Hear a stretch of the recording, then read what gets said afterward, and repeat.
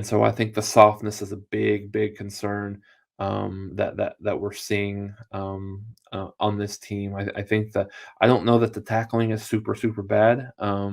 It was good to start the year. There was some games where it was not great, but there's not a whole lot of missed tackles or not a whole lot of busts.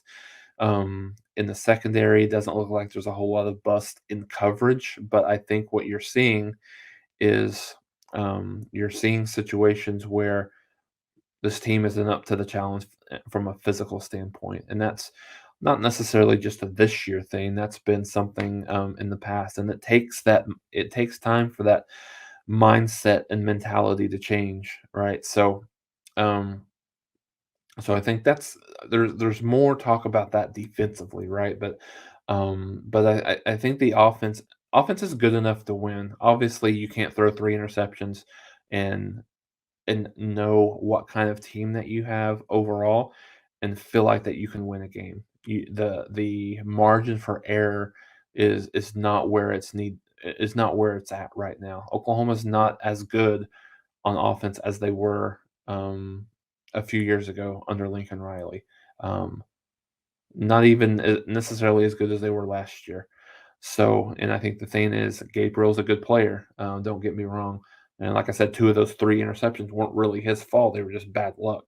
But when you look at the fact that Oklahoma just doesn't have as good of players, and it's nothing. And this isn't an indictment on Jeff Lebby at all. I think he's done a really good job this year.